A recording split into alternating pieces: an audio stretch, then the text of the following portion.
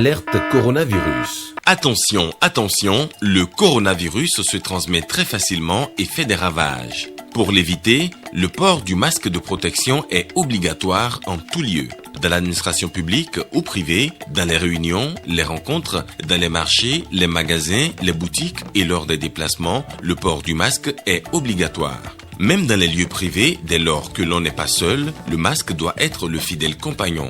Mais attention, le port de masque de protection ne dispense nullement d'appliquer les autres mesures de prévention, notamment le lavage des mains à l'eau et au savon et l'observance de la distance de sécurité sanitaire d'au moins 1 mètre entre personnes. Enfin, s'abstenir de porter des gants en vue du lavage régulier des mains à l'eau et au savon ou de l'application de gel hydroalcoolique. Pour tout savoir sur l'épidémie du coronavirus au Bénin, rendez-vous sur le site web www.gouv.bj/coronavirus. Ceci est un message du gouvernement de la République du Bénin. Merci de vous informer sur la télévision nationale. Mesdames et messieurs, bonsoir et bienvenue aux 20h. On démarre ce journal par la célébration de la journée nationale de l'arbre. Arbre et conservation de la biodiversité pour une économie verte et durable. C'est le thème sous lequel est célébré à Atchonsa dans la commune de Bonou l'édition 2020 de la journée nationale de l'arbre. Une journée couplée avec le lancement de la campagne nationale 2020-2021 de reboisement. Tout cela pour rappeler le lien étroit entre l'arbre et la biodiversité. Brice Rongbo, Guillaume Avieno. À Tchonsa, dans la commune de Bonou, ce site, d'une superficie de 4 hectares appartenant au jardin botanique de la localité, accueille des milliers de plants bien connus aux côtés des essences végétales autochtones pour commémorer, et cela officiellement au plan national, la 36e édition de la Journée nationale de l'arbre. Une journée couplée avec le lancement de la campagne nationale 2020-2021 du reboisement. Entre deux lignes de ces essences, nous aurons des bourrages en acacia. En pleine crise sanitaire mondiale liée à la Covid-19, l'arbre et la biodiversité restent plus que jamais les alliés de l'homme pour sa survie, estiment les autorités du pays, et le gouvernement attache du prix à la promotion et à la conservation de la biodiversité. Les organisateurs de la 36e édition de la Journée nationale de l'arbre voudraient faire du site d'Atchonsa un site de référence et de pédagogie.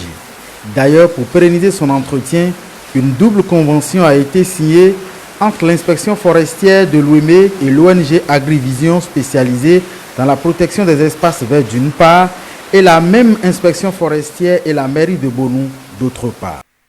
On saisit l'occasion de la célébration de la Journée nationale de l'arbre pour découvrir le pépiniériste, ce maillon important dans la restauration du couvert végétal. Une équipe de la rédaction s'est intéressée à l'activité des pépiniéristes. Jean-Claude James, Alexis Kenom. L'arbre, un élément de la biodiversité aux multiples bienfaits. Sa présence dans l'environnement relève d'un processus qui commence par la production des plants. Et tous ces plants, nous achetons ces graines. Et ces graines, surtout les plants de caïcédra, de mélina, nous prenons ces graines du nord. Par rapport aux plants de qualité que vous voyez, c'est nous-mêmes qui recherchons ces graines sur les plants de la commune. Une formation de 18 mois a permis à Laurent de devenir pépiniériste depuis 2006, ici à Avrancourt. Désormais, le traitement de la pépinière, le remplissage des pots, le pré-traitement des semences, l'arrosage des plants, le dépiquage, bref, les différentes étapes de la production des plants n'ont plus de secret pour ce père de famille qui tire des bénéfices de cette activité. 150 à 200 000 francs par mois.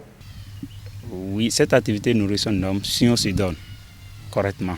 Après avoir produit ces plants, je les expose au bord de la grande voie et en passant, ils voient ça. Bon, si je fais plantation à des gens aussi, j'essaie de faire le suivi. Et quand les gens voient ça sur ces espaces, ils font recours au propriétaire et le propriétaire leur donne mon numéro. Face aux difficultés qu'il rencontre, le jeune pépiniériste sollicite le soutien des autorités. Et le message que je peux lancer aux autorités qui peuvent nous aider, c'est de penser à accompagner nous, la jeunesse, dans ces activités. Après avoir produit ces plants, on arrive à écouler, mais il y en a qui reste encore sur nos coupes. Vous voyez les plants de Mélina que j'ai produits l'année passée. C'est cette année que j'ai écoulé quelques plants. Nous demandons aussi aux autorités de renforcer les capacités des agents de forêt. En temps, ils nous prenaient des plants et ça nous soulageait. Mais depuis un bon moment, on n'a plus ces commandes-là. Si la journée de l'arbre ou du reboisement constitue des occasions de bonnes affaires pour ces pépiniéristes, la production des plants reste une activité saisonnière. Selon Laurent, il faut en plus de cette passion développer une activité secondaire pour tenir le coup. Dans le département du Borgo, la journée nationale de l'arbre a aussi été célébrée. C'est à Parakou que les membres de la conférence administrative départementale ont mis en terre des plans. Viti Saroukhe, Michael Nouati. Pour cette 36e édition de la journée nationale de l'arbre dans le Borgo, plus de 3000 plants de teck sont mis en terre sur ce domaine d'1 hectare. C'est au quartier Tian dans le 1er arrondissement de Parakou. Cette espèce a été choisie pour cette journée de l'arbre en cause du site. Comme vous le constatez, nous sommes pratiquement dans une agglomération. Le site n'est pas clôturé et pour la suivi des plants, nous avons choisi le teck qui est une espèce qui n'est pas broutée par nos ruminants communs que nous avons ici. Je tiens d'abord à rassurer les uns les autres que ces plants mis en terre seront suivis par nos services compétents et je rassure tout un chacun que un an après, vous viendrez constater effectivement que les plants ont pris. C'est le secrétaire général de la préfecture du Borgo qui a procédé au lancement de cette journée qui va de pair avec la campagne de reboisement couvrant tout le mois de juin. L'arbre offre ses multiples bienfaits à tout le monde sans exception, y compris le bûcheron qui est son ennemi. C'est en cela que un adage de chez nous dit « l'arbre ne retire pas son ombre même au bûcheron ». Je voudrais donc inviter la population de Parakou et du département de Borgo à donc profiter de ces manifestations pour planter des arbres. Les arbres doivent être plantés, mais entretenus et suivis. Le thème de cette 36e édition de la Journée nationale de l'arbre est « Arbre pour la préservation de la biodiversité pour une économie verte durable ». 36e journée nationale de l'arbre, la campagne nationale de reboisement 2020 a été lancée ce 1er juin dans le département de la Donga. C'était en présence de l'inspection forestière de la Donga et de plusieurs autorités. Ronald Robinson, Giscard Akbovi. Symbolique tout aussi vital, ce geste devenu traditionnel depuis 1985 au Bénin est renouvelé ce 1er juin à la forêt classée de Taneka Koko. Aujourd'hui, à la grande satisfaction des autorités locales de la Donga, les réflexions sont orientées vers le thème « Arbres et conservation de la biodiversité pour une économie verte durable ». Depuis 1985 à ce jour, ces arbres sont devenus quoi? Et je crois que le thème de cette année est bienvenu pour que chacun, de par sa position, essaie de sauvegarder l'environnement. Mais c'est comment l'entretenir qui me paraît le plus important. Et qu'on ne se limite pas à cette journée du 1er juin seulement pour planter les arbres. Le maire de Kopargo dénonce l'impact négatif des actions anthropiques sur cette forêt, initialement de 1091 hectares, classée depuis 1951. Moi, je pense que l'administration forestière doit prendre ses responsabilités pour que cette ressource naturelle soit sauvegardée comme cela se doit. Le représentant du préfet de la Donga appelle les populations à planter des arbres plus que d'habitude dans ce mois de juin, tout en veillant à leur entretien et protection. Il s'agit d'aider à maintenir cette forêt dont l'importance n'est plus à démontrer. En le faisant aujourd'hui, nous sommes confiants que nous allons aider la forêt de Taneka à recouvrir son couvert d'antan. L'inspection forestière ne ménage aucun effort pour mettre à disposition des populations des plans adaptés en plus de ses compétences. Il y a 2245 plants que nous allons mettre en terre ici sur une superficie de 2 hectares. Le Melina arborea, le Kaya sénégalensis, l'Albizia lebec, l'Avzelia africana et le Terminalia catapa. Ce sont des espèces qui sont adaptées d'abord à ce site qui est un site rocailleux. C'est une forêt classée. Nous ne voulons pas faire un reboisement monospécifique. Si en 2019, avec l'accompagnement des autorités à divers niveaux du département, plus de 623 000 plants ont été mis en terre, l'inspection forestière ambitionne surpasser ces chiffres en vue d'une Donga plus verte. Autre volet de l'actualité à présent, sur 1815 conseillers élus le 17 mai dernier, 112 sont des femmes. Un résultat peu reluisant qui relance le débat sur la représentativité des femmes dans les instances de décision. Constat et analyse de ce sujet avec Rachidat Biomama. Aujourd'hui encore, les statistiques demeurent inchangées. Seulement 4% des élus locaux sont des femmes et c'est loin de combler les attentes. Avec toutes les actions qui ont été menées, toutes les formations, les renforcements des capacités, en dehors de ça, des partis politiques ont signé la charte de bon positionnement des femmes sur les listes électorales. Mais malgré tout ça, nous sommes à ce chiffre aujourd'hui qui n'a pas augmenté. C'est un véritable découragement pour nous. On est passé de 47 en 2003 à 60 en 2006 et 67 en 2015 et 112 aujourd'hui en 2020. Mais c'est sans compter qu'à chaque élection, le nombre de postes ouverts évolue également.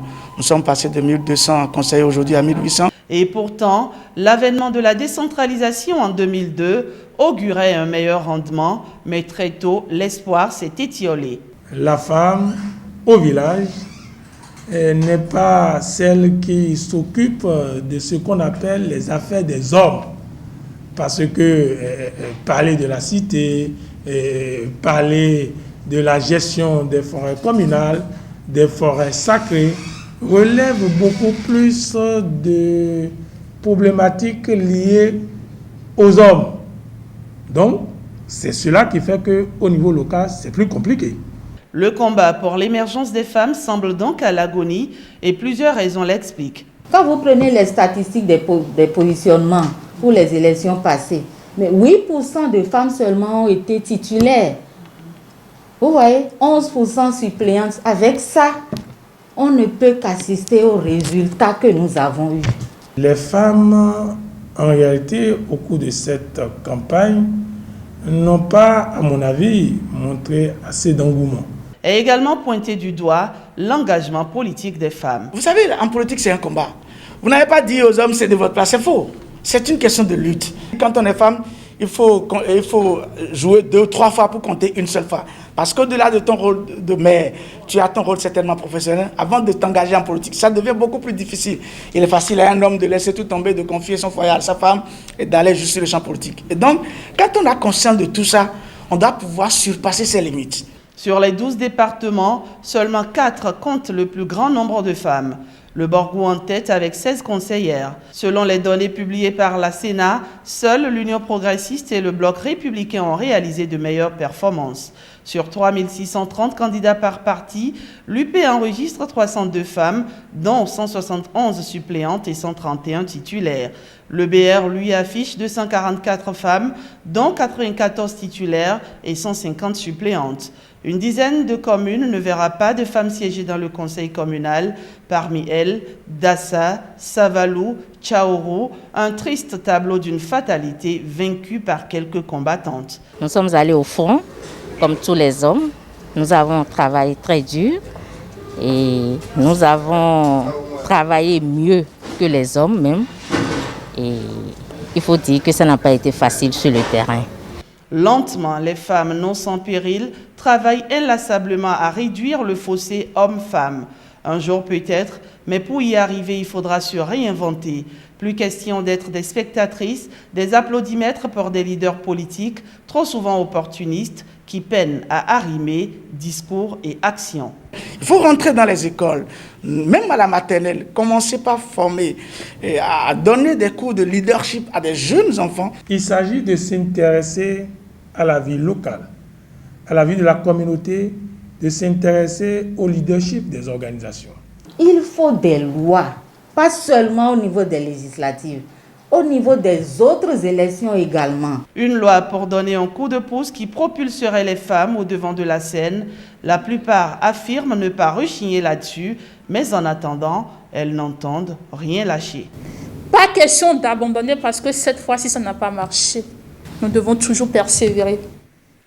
Emma Gaga, 5e suppléante sur la liste du bloc républicain au scrutin du 17 mai dernier, qualifie cette expérience de rude. Voici son plaidoyer à l'endroit des leaders politiques. C'est pas qui milite en politique quand on est femme. Face à la pression sociale, il faut avoir vraiment de la volonté pour demeurer quand on vous invite à des réunions politiques qui doivent commencer normalement à 20h, mais qui commencent à 22h. Des réunions qui doivent s'arrêter à 22h, mais qui finissent à 1h du matin. Il faut avoir vraiment de la volonté et un mental d'acier pour résister dans ce milieu-là. Mais lorsque nous faisons tout ça, quel en est le couronnement? Lorsque vous venez dans cette grande et gigantesque commune d'Abomey-Calavi, aujourd'hui, nous avons 4 femmes seulement dans le conseil communal. Pour cette grande commune qui dégage quand même, s'il vous plaît, 49 conseillers communaux. On en a 4. Et c'est d'autant plus outrageant lorsque vous ramenez ce pourcentage au niveau national où on a 4% d'élus conseillers. C'est vraiment décourageant. Et l'appel que je voudrais faire, c'est que prochainement, messieurs, dames, nos leaders politiques, chefs de parti, ce n'est pas une question de favoritisme, mais c'est une question de valorisation des efforts que nous faisons pour nous maintenir dans le système. Désormais, faites mieux. Moi, je crois en vous, que ça soit UP, BR, CBE. Vous pouvez mieux faire, messieurs. Tenez en compte pour que nous soyons vraiment fiers de ce que nous faisons en tant que militantes. Lutte contre le coronavirus, les responsables de la Fondation Abaké ont tourné dans plusieurs écoles de Cococodi, Semepodi et Porto Novo. Ils ont apporté leur soutien aux écoles en offrant des dispositifs de lavage des mains et des masques. Bruno Swali. C'est une véritable journée marathon pour les responsables de Abaké Fondation. En acte 1, c'est la collectivité à Moussourwandi qui accueille la délégation. Un don de vivre au chef de cette collectivité a lieu à ce niveau. S'en est suivi la tournée pour renforcer la lutte contre le coronavirus en milieu scolaire. Une mosquée et des écoles ciblées à Cococodi, Semepodi et Porto Novo reçoivent la coordonnatrice de Abaké Fondation venue avec dans ses bras des dispositifs de lavage de mains et des cache-nez pour les jeunes apprenants. Les enfants, vous regardez. Après, on suit comment ça se passe. Après, vous appuyez là et l'on sort.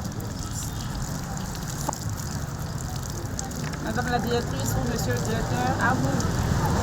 Par ces gestes, Abaké Fondation tient sa promesse vis-à-vis des écoles dont certaines ne disposaient que des dispositifs de lavage de mains de fortune, comme ici à l'école primaire publique de Diefabé. Le 11 mai, ce jour même de la reprise des classes, on s'est retrouvés dans cette école par erreur. On s'est perdu. Et le directeur m'a regardé tout droit dans les yeux, il m'a dit « Et vous allez repartir, nous laisser comme ça ?» On est sorti avec un plan, mais nous allons revenir. Grâce à Madame Abaké Assongba de Rosa, la directrice de cette fondation, on est revenu. Partout où la fondation Abaké s'est rendue, les bénéficiaires ont exprimé leur gratitude à l'endroit des bienfaiteurs. Nous sommes très heureux de vous avoir aujourd'hui ici. Nous vous remercions infiniment d'avoir pensé à nous, des élèves de Pépé Yémané. Merci à la Fondation Abaké qui a pensé aux enfants de Cococodi, aux élèves de Cococodi. La journée de charité de la Fondation Abaké s'achève à l'école primaire publique de Sekandji 3. L'accès difficile à cet endroit n'a pas émoussé l'ardeur de la délégation. C'est fait que lors des différentes tournées que nous avons eu à effectuer, que ce soit au niveau des associations professionnelles et également dans les écoles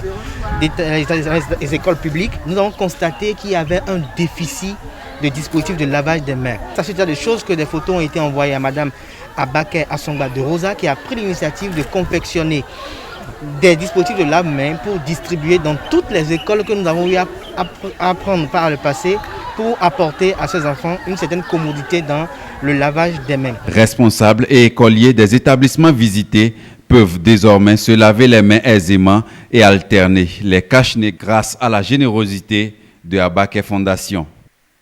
On parle maintenant de cet anniversaire de la Caisse mutuelle de prévoyance sociale qui a 20 ans. L'événement n'est pas passé sous silence. Les responsables de la structure ont saisi l'opportunité pour célébrer en différé la Journée internationale du travail. Précieuse Aquaronou, Monique Doran, compte rendu. 20 ans déjà que la Caisse mutuelle de prévoyance sociale s'est engagée aux côtés des travailleurs du secteur public et du privé. Sa vocation est d'offrir un espace de sécurité et de bien-être à chaque adhérent. C'est une structure étatique qui a deux activités principales. Assurance maladie et assurance retraite au niveau du secteur informel. Ça veut dire quoi? Assurance maladie, vous cotisez un peu par mois et vous êtes malade un jour, vous allez à l'hôpital, la CMPS vous prend 70% de vos soins. Du coup, ceux qui vont à l'hôpital et on leur dit, vous avez par exemple 100 000 francs à payer. Ça veut dire que vous avez 30 000 francs à payer seulement, ça vous allège, et non pas 110 000. Côté retraite, on dit assurance au niveau du secteur informel. Le paysan qui travaille, un jour, il sera fatigué. S'il cotise chez nous, à la retraite, il peut trouver un minimum pour se prendre en charge. Pour célébrer cet anniversaire, la Caisse mutuelle de prévoyance sociale a réuni les artisans du mono et du koufo. Elle discute avec eux des avantages liés à une couverture sociale. Celui qui est dans l'informel, il vit au jour le jour. Et donc, il faudrait vraiment le rassurer quant aux produits.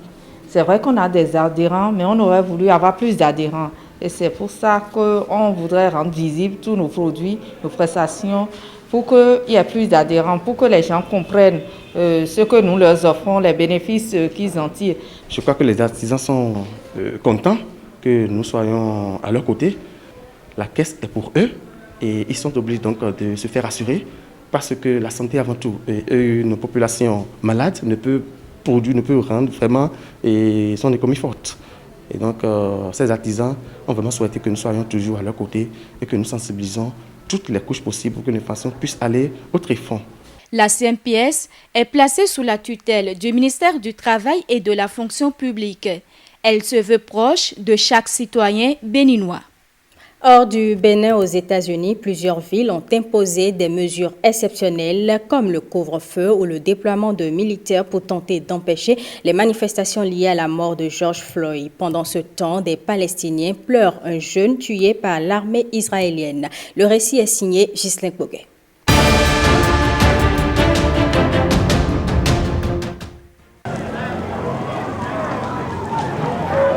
Des manifestants à San Francisco aux États-Unis d'Amérique protestent dimanche contre les brutalités policières pour la deuxième journée d'affilée, malgré un couvre-feu.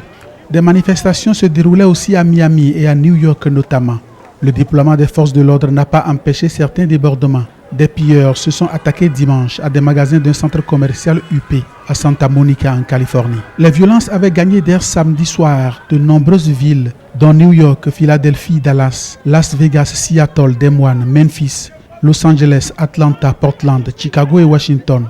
Donald Trump a dénoncé les agissements, je cite, de gauchistes radicaux, notamment la mouvance radicale Antifa, qu'il a annoncé vouloir désigner comme une organisation terroriste.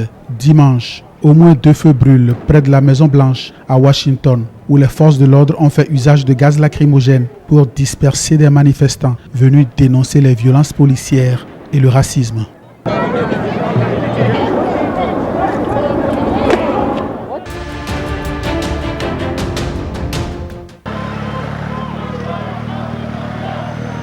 L'enterrement d'un Palestinien tué par la police israélienne qui le croyait armé est tenu à Jérusalem. Selon les médias israéliens et l'agence de presse palestinienne Wafa, la victime s'appelle Yad Keri Khalah, un Palestinien d'un quartier de Jérusalem-Est avec des besoins spéciaux, une formulation renvoyant vraisemblablement à des troubles mentaux.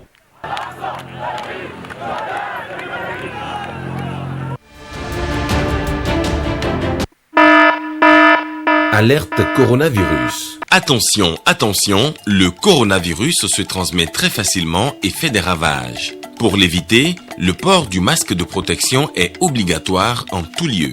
Dans l'administration publique ou privée, dans les réunions, les rencontres, dans les marchés, les magasins, les boutiques et lors des déplacements, le port du masque est obligatoire. Même dans les lieux privés, dès lors que l'on n'est pas seul, le masque doit être le fidèle compagnon. Mais attention, le port de masque de protection ne dispense nullement d'appliquer les autres mesures de prévention, notamment le lavage des mains à l'eau et au savon et l'observance de la distance de sécurité sanitaire d'au moins 1 mètre entre personnes. Enfin, s'abstenir de porter des gants en vue du lavage régulier des mains à l'eau et au savon ou de l'application de gel hydroalcoolique. Pour tout savoir sur l'épidémie du coronavirus au Bénin, rendez-vous sur le site web www.gouv.bj/coronavirus. Ceci est un message du gouvernement de la République du Bénin. Eh bien, mesdames et messieurs, ce sera tout pour ce journal. Merci pour votre attention. Retrouvez à 23h30 Estelle Pazou.